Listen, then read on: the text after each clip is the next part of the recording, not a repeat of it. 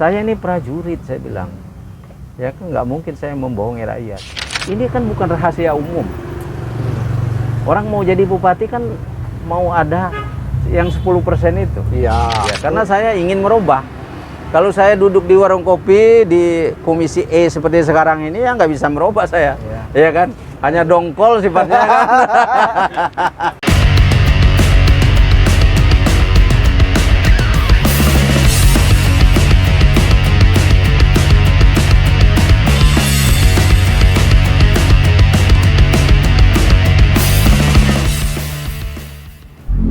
Kita sudah prokes ini saya lepas dulu biar biar enak ngobrolnya.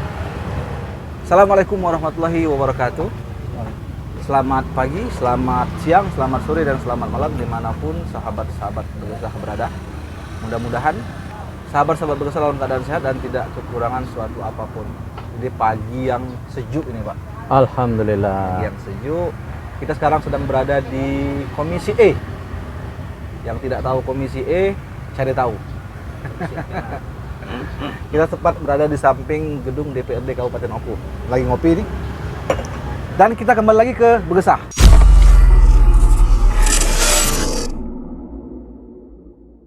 Di samping saya sudah ada narasumber. Ini orangnya ganteng, masih muda. Alhamdulillah. Namun sebelum kita kenalan lebih jauh dengan narasumber ini, saya ingatkan jangan lupa untuk subscribe channel ini, jangan lupa mengaktifkan notifikasinya, dan jangan lupa tinggalkan jejak like, komen, dan share. Oke, tidak perlu panjang lebar. Ini ada seorang apa ini, mantan kop coklat. Tapi beliau ini lama bertugas di luar kabupaten, Pak ya? Iya. Luar provinsi. Luar provinsi. Oke, boleh dikenalkan diri Pak? Siapa itu, Pak? Baik rekan-rekan semua, para pemirsa, khususnya rekan-rekan yang ada di Kabupaten Ogan dan Hulu. Pada saat ini kami berada tepat di samping kantor DPRD Kabupaten Ogan dan Komering Ulu yang dikenal dengan Komisi E, Komisi Emperan. Kata orang tak kenal maka tak sayang, ya. Nama saya Lamazi, ya kan? Cukup singkat namanya, ada 6 huruf. Ya, ya kan? Tidak ada embel-embel. Tidak ada embel-embel. Ada awalan, ada daerah. Saya putra daerah asli Ogan Komering Ulu, ya, di tepatnya di Batu Raja ini. Saya kebetulan banyak melaksanakan tugas di luar Provinsi Sumatera Selatan, ya, di paling tidak di 7 provinsi yang ada di Indonesia ini. Sudah disinggahi. Sudah kita singgahi. Ya. Di samping bertugas tentunya saya melihat perkembangan, ya, perkembangan daerah orang, daerah yang berpotensi, daerah yang tidak ada hasilnya tapi bagus dalam hal segala hal. Ya, itu tentunya tidak lepas dari kepemimpinan. Itu Terakhir pensiun di mana, Pak? saya terakhir pensiun di Jakarta, di Mabes Polri. Dengan pangkat? Dengan pangkat Komisaris Besar Polisi. Kombes Pol Lamazi. Iya. Banyak yang sudah kenal pasti. Iya. Cuman alhamdulillah hari ini beliau entah ada angin apa tiba-tiba duduk di sini. Nah, Itu. Pak, jadi sekarang ini Bapak ini pensiun dini atau sudah memang masa pensiun? Sudah pensiun. Kalau kemarin waktu mau pencalonan itu saya berniat untuk pensiun dini kan. Tetapi ya kita tidak ada perahunya. Iya. Kita habiskan sampai akhir. Nah, ini karena beliau sudah pensiun, kita akan buka-bukaan ini, Bet. Iya. Mengenai soal masa depan ini. Iya. Pak Lamazi, setelah pensiun dari kepolisian ini, apa giat Bapak sekarang? Ya, sekarang kegiatan saya di samping ya usahalah kecil-kecilan. Kemudian saya di Kabupaten Oku ini dipercaya menjadi ketua DPD Partai Gelora. Partai Gelora. Gelombang Rakyat Indonesia. Kalau di DPN itu Ketuanya adalah Bapak Anies Mata, Pak Fahri Hamzah. Kalau di wilayah di Palembang itu Pak Elza Saladin. Di Batu Raja saya yang dipercayakan untuk memimpin di Kabupaten Oku ini. Siapa Pak awal yang mengajak Bapak bergabung ke partai politik khususnya? Ya sebenarnya tidak ada yang mengajak, tapi saya tertarik dengan Partai Gelombang Rakyat Indonesia ini. Saya lihat pemimpin-pemimpin yang di atas itu mempunyai kredibilitas. Oke. Ya, dia berani mengemukakan apa yang salah, apa yang tidak benar. Berarti kalau orang berani mengemukakan yang keliru-keliru itu, ya persentasenya dia untuk melakukan hal-hal yang serupa itu kecil. Beda dengan orang yang hanya bicaranya diplomatis. Diplomatis kan berarti ada yang dia tutup-tutupin. Nah, coba kita lihat kalau Pak Fahri Hamzah lu minta ini, dia berani menyampaikan hal-hal yang memang di luar, ya, di luar aturan-aturannya yang ada. Nah, di situ saya tertarik. Kemudian ini partai baru. Partai baru ini adalah kita lebih enak membentuknya, ya, karena tidak ada pengalaman-pengalaman masa lalu. Iya, benar. Mungkin sudah ada oknum yang korupsi dan lain sebagainya, kan belum ada. Iya. Namanya kan baru. Nah, kita ingin mengajak masyarakat ini supaya dalam berbangsa dan bernegara itu memang peran dari andil partai politik ini cukup besar. Iya. Ya kan? Menentukan arah bangsa ini. Untuk itu kita harus sarananya inilah kita bikin untuk edukasi. Oke. Jangan sampai masyarakat ini terjebak oleh kepentingan daripada oknum-oknum yang mementingkan dirinya, kelompoknya, dinastinya. Iya. Ini yang kita harapkan. Ya perlu kita kasih pelajaran, edukasi, bagaimana caranya. Nah, perlu kita terjun ke masyarakat, menyampaikan. Nah, kalau bicara politik kan, kalau kita kembalikan kepada profesi Bapak terdahulu yang sudah puluhan tahun Bapak tekuni itu kan berseberangan antara politik dan profesi yang Bapak tekuni. Nah, awalnya Pak Lamazi ini bersentuhan dengan dunia politik ini sejak kapan dan kenapa Bapak ingin terjun ke dunia politik? Kalau dikatakan berseberangan tidak. Ya, dalam arti kan polisi kan selalu mengawal nih. Iya. Berarti kalau polisi itu mengawal, nggak mau ikut-ikutan lah dulu kan? Bukan begitu. Jadi memang kita gerik dari kehidupan berbangsa dan bernegara ini, polisi harus tahu. Oh iya. Ya kan? Istilahnya jarum jatuh pun kita harus tahu. Jadi kita ikut. Ya kan? Jadi untuk bermasyarakat itu memang sudah tugas polisi, udah tahu.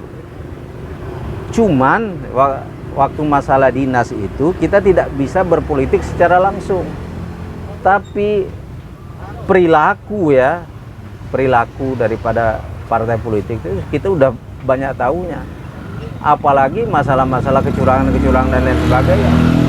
Tapi kita tidak berpolitik praktis, cukup kita tahu. Ya, kalau kita tahu, kalau ada masalah ya kita cepat untuk atasi. Kalau darah-darah politisi itu ada tidak dari keturunan terdahulu? Oh banyak ya, terutama jalur-jalur banyak ya, keluarga-keluarga yang di politik banyak. Nah, Pak Lamazi kan dulu sempat mencuat namanya muncul lah menjadi dalam bursa salah satu kandidat. Iya. Namun pada akhirnya tenggelam dengan sendirian. Mohon maaf. Bisa diceritakan Pak Lamazi gimana proses waktu pilkada kemarin itu? Nah, gini. Kalau kita boleh cerita ke belakang ya. Ke belakang itu di sekitar triwulan 4 lah ya. Bulan-bulan terakhir dari 2019, mulai 2018 lah kalau salah itu. Saya bersepakat dengan Pak Edi Yusuf. Oke. Untuk kami sama-sama untuk mencalonkan diri sebagai bupati dan wakil bupati di Kabupaten Oku pada pemilu kada 2020 melalui jalur independen. Oke. Pendek cerita, saya sepakat dengan beliau di kediaman beliau di Palembang itu. Beliau sampaikan, "Dek, adek urusin KTP. Nanti setelah KTP-nya terkumpul, pas saat pendaftaran, kita turun dari kediaman beliau di Kemela, diaraklah sampai ke KPU. Terkumpullah KTP itu lebih kurang 28.000 kalau nggak salah. Setelah diverifikasi itu 24.000 bersih. 24.000. Batas pengumpulan itu menurut aturan itu 20.950. Ya kan?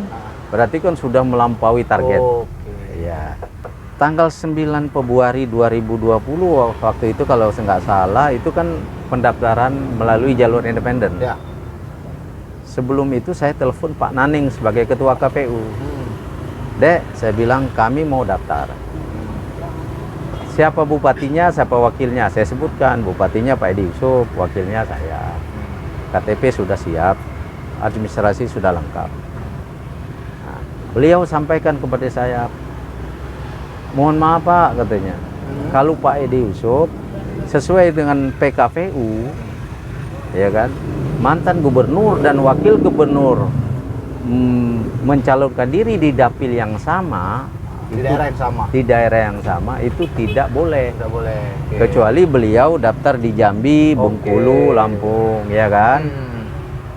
Beliau sampaikan saya nggak mungkin nabrak aturan, nggak mungkin katanya, karena aturan yang menjadi suku gurunya kan, yang harus kita taati. Nah, kan nggak jadi, nggak bisa kita kan. Ya. Diamlah kita, diam. Nah, sudah tuh ada lagi saran kepada saya melalui orang-orang tertentu lah, bilang Pak Lamaji ganti aja nama Pak Edi Yusuf. Pak Lamaji naik jadi bupatinya, Pak Edi Yusuf. wakilnya carikan. Oh gitu. Iya. Kalau Pak Edi itu terganjal, saya sampaikan, saya tidak mau membohongi rakyat. Kenapa? Saya mencari KTP itu menyampaikan pasangan Pak Edi Yusuf, Lamazi. Tapi kalau saya ganti Lamazi dan orang lain, kan berarti saya bohong. Benar. Ya kan? Saya ini prajurit, saya bilang. Ya kan nggak mungkin saya membohongi rakyat. Udah, mental itu kan. Ya. Datang lagi ada yang ke saya. Pak, saya beli aja KTP tadi. KTP-nya. Oh. Saya sampaikan, saya bukan soal jual beli. Integritas saya sebagai seorang prajurit nggak saya pertaruhkan. Memang anggaran itu semua oleh saya, nggak ada oleh Pak Edi. Kalau dibilang rugi, saya yang rugi secara finansial, ya kan? Tapi saya nggak, bukan itu tujuan saya, nawaitu saya bukan ke sana, ya kan? Bukan soal untung rugi nih. Ada 3 saya bilang tujuan saya ingin memimpin daerah ini. Pertama, saya bilang, saya ingin mengabdi kepada tumpah darah kelahiran saya. Karena lebih kurang 38 tahun saya melanglang buana meninggalkan daerah tempat saya. Ya kan? Kedua, saya ingin membangun. Bukan mau menumpuk kekayaan, bukan mencari ini. Malah saya sampaikan, kalau saya jadi bupati, ya kan, bupati ini bukan wakil. Ya. Ini kan bukan rahasia umum. Orang mau jadi bupati kan mau ada yang 10% itu. Iya, betul. Ini bukan rahasia umum. Yang 10% itu ibarat orang kentut. Yang tidak tertulis lah. Ini tidak tertulis, ada baunya tapi tidak ada fisiknya. Nah, dia akan kelihatan seperti kita ketahui kasus Morenim. Ya. 130 miliar pembangunan infrastruktur ketangkap OTT kan? Ya. 13 miliar. Benar. Berarti kan ada. Iya. Di Batu Raja Oku ini bukan nggak ada, cuma belum ketangkap aja. Hah? Tunggu waktunya kali ya. Iya kan? Nah, saya ingin merubah itu.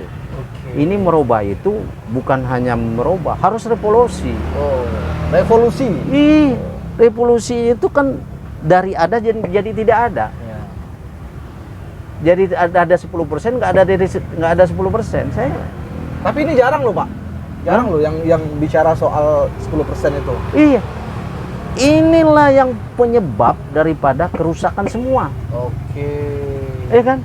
Coba kita bayangkan, bukan rahasia umum. Iya. Saya sampaikan. Dan itu seolah-olah menjadi tabu dibicarakan. Tabu dibicarakan. Kalau saya tidak.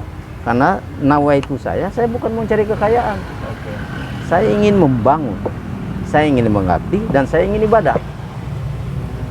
Jadi saya tidak perlu yang 10% itu. Bupati udah cukup gajinya. Benar. Kenapa mau 10% lagi? Akhirnya jadi budak-budak, akhirnya ditangkap oleh KPK. Kita udah tua masuk penjara. Kan gak enak itu. Iya. Tapi orang-orang kan berebut jadi kepala daerah ya itu, Pak. Kalau gaji kan Itu saya pelajari akar masalahnya apa orang mau jadi bupati. Dia sanggup jor-joran mengeluarkan dana puluhan miliar, itu yang diharapkan. Iya, karena Keluar 1 miliar dia minta 3 miliar. Bayangkan saja. Kalau Pemda Oku ini dapat APBD belanjaan pembangunan misalnya 1 triliun. Bupati berapa kalau 10%? 100 miliar. 100 miliar. Ya kan? Kalau 100 miliar itu kita kembalikan ke masyarakat, apa itunya? Luar biasa. Nggak mungkin jalan baru setahun udah rusak lagi. Nah, itu. Jembatan baru bangun udah berlubang lagi. Boro-boro bicara kualitas. Berbicara kualitas. Karena memang prosesnya sudah tidak benar. Sudah tidak benar. Minimal yang dibangun kan udah tinggal 50%. Coba, kalau bupati udah berani minta 10%, anak buahnya kan berlanjut. Benar. Ada yang 5%, ada yang 3%, ada yang jatah pengamanan dan lain sebagainya. Hitung-hitung udah 32%. Keuntungan pengusaha 15% paling tidak. Berarti udah 50. 50 diterapkan, mana mau bangun. Tapi begini, Pak, banyak yang bilang, Pak, ya, oke. Jiwa idealisme itu ada ketika kita belum masuk sistemnya. Iya. Tapi ketika kita ada di sistem, ya luntur juga, Pak. Saya tidak bakalan. Di sini saya sampaikan. Rekan-rekan semua menjadi saksi. Dan penonton juga saksi. Saya jadi saksi. Iya kan? Oh, ini jarang ada loh, Pak, yang membicarakan masalah persentase itu, Pak. Iya, itu orang mau jadi karena itu. Iya. Kalau nggak ada itu nggak bakalan orang. Dan saya pasang target itu. Karena nawaitu saya, pertama saya ngabdi, membangun dan ibadah. Jadi bisa dibilang, Pak, kalau ada orang yang berkampanye nih, dia ingin menjadi kepala daerah atau pemimpin dimanapun, kalau saya jadi, saya tidak akan makan gaji saya. Kalau saya bullshit itu, Pak, karena gaji nggak seberapa. Tapi kalau saya jadi, saya tidak akan ngambil fee proyek. Itu baru akor. Iya. Ya kalau dia nggak makan gaji, dia mau makan dari mana? Itu kan gaji kan untuk anak. Iya. Logika berpikirnya. Berarti ada yang lebih besar yang dia harapkan. Bener. Kan begitu. Oke, kita balik lagi ke belakang lagi, Pak. Nah. Itu kan setelah prosesnya nggak jadi nih sama Pak Edi Yusuf. Tiba-tiba Pak Edi Yusuf muncul lagi dengan Pak Hilman. Nah, itu Bapak kemana waktu itu? Ya saya diam aja. Saya tidak mau membuat suasana menjadi keruh. Tapi ada info Bapak kesana kemari loh. Kesana kemari ya wajar, orang namanya orang hidup. Nggak, maksud saya tuh nemuin si A, si B begitu. Ya, apa kabarnya? silaturahim. Ada, Pak, ya? Ada. Tapi memang ada waktu itu ada yang ngajak saya, yang membeberkan hasil survei kalau pasang dengan saya di atas, ngajak saya. Ya sudah kelop, sudah oke, tahu-tahu nggak jadi. Itu saya kembalikan kepada Yang Maha Kuasa. Kalau saya orangnya legowo. Legowo ya. Iya, karena saya nggak ada tujuan. Tujuan saya hanya itu tadi. Ngabdi. Karena sudah lama melanglang buana. Mengabdi, membangun dan ibadah. Sisa umur hidup kita ini. Apalagi? Kakak sebagai putra daerah. Iya kan? Itu Bapak anggap apa waktu yang kegagalan untuk mencalonkan itu sehingga Bapak bahasa tidak kapok lah untuk ke politik, dan terbukti kan sekarang pegang Partai Gelora kan? Iya. Nah, apa sih tujuan Pak Lamaji sebenarnya? Sudah enak, pensiun sudah apa namanya? Sudah tenang, tidak ada masalah. Ya. Apa yang saya sampaikan tadi, di Batu Raja ini warung kopi banyak. Ya. Semua berbicara partai. Ya. Semua menjelekkan. Oke. Itu salah, itu benar, itu tidak benar. Tapi tidak bisa merubah kalau kita tidak duduk di dalamnya. Oke. Itu yang mau saya kejar. Kalau saya duduk di dalamnya, ikut dalam satu sistem itu, apalagi saya pucuk pimpinan, kebijakan saya ada di saya. Dengan perangkat-perangkat legislatif lainnya. Ya kan begitu? Ya misalnya, terutama yang 10% tadi, itu mutlak kewenangan ada di kepala daerah. Kalau kepala daerah nggak mau terima, yang bawah masa mau terima? Ataupun diterima tapi dikembalikan lagi. Apanya? Kasihkan kemana, ke anak yatim gitu.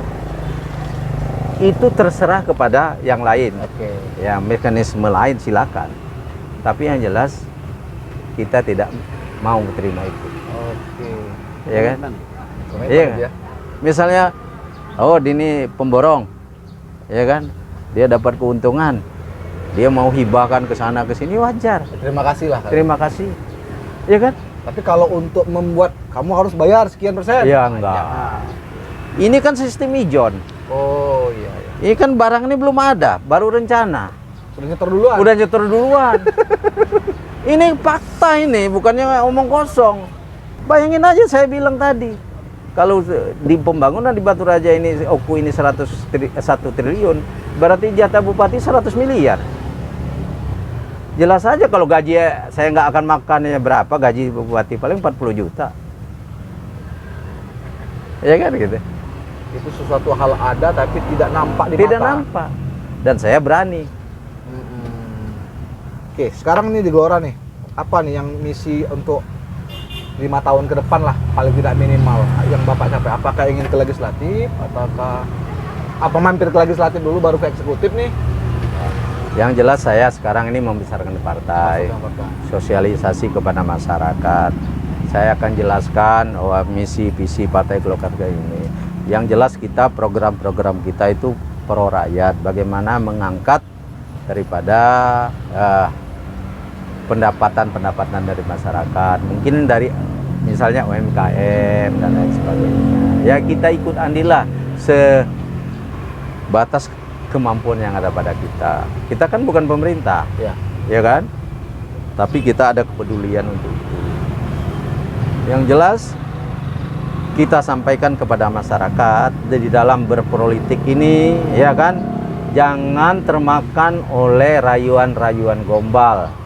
Jangan termakan dengan uang 100.000, 150, 50.000. Ya kan?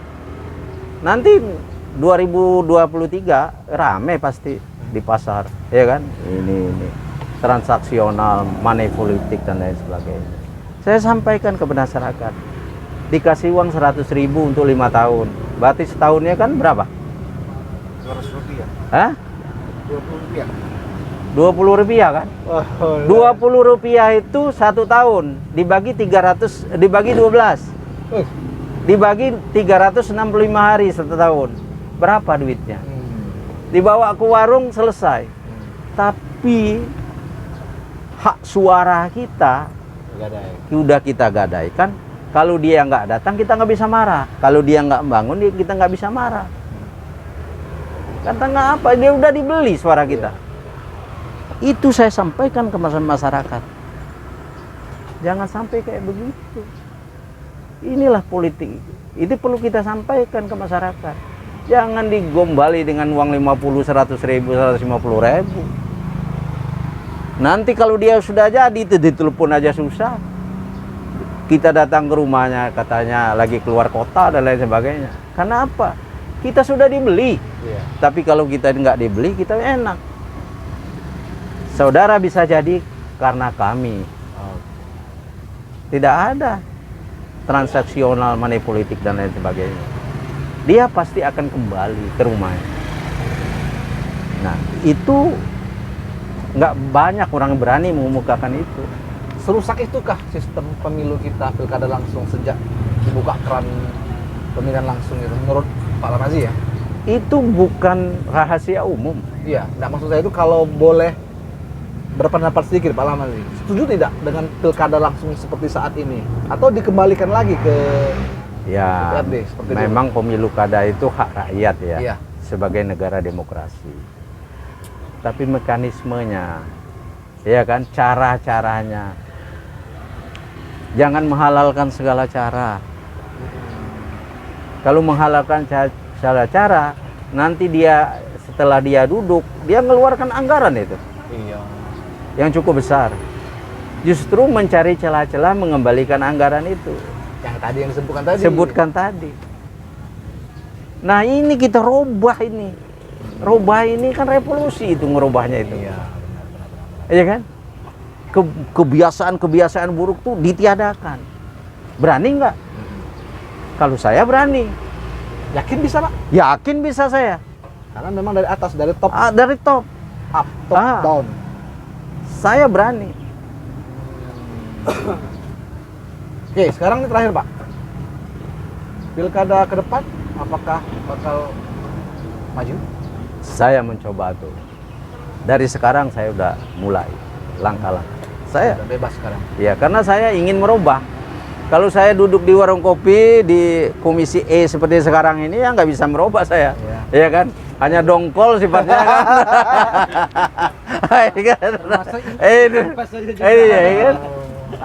Hanya dongkol aja, ya kan? Ngoceh-ngoceh, ngomel-ngomel. Ngoceh-ngoceh, ngomel-ngomel, nggak, tapi nggak ada perubahan. Benar. Tidak ada perubahan.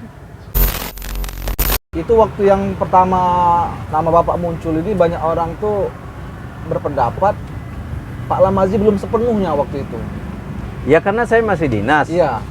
Saya masih dinas dan saya kalau memang sudah pas, saya kan pensiun dini waktu itu. Nah, Ya kan? itulah makanya belum kafah. Iya gitu.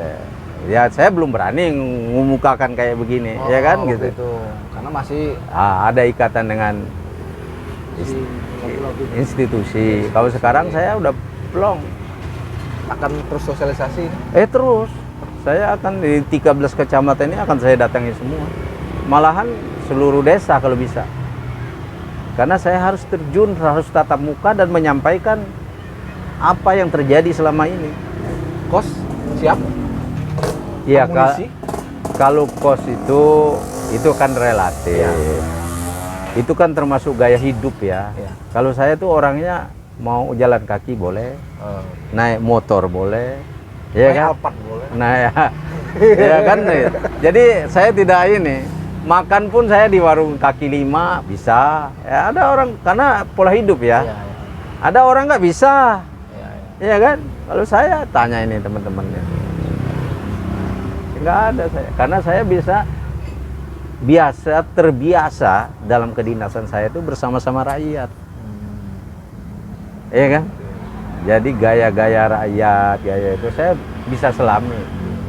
Jadi saya tidak orangnya nggak kebesaran, saya merakyat saja, apa adanya aja, iya kan?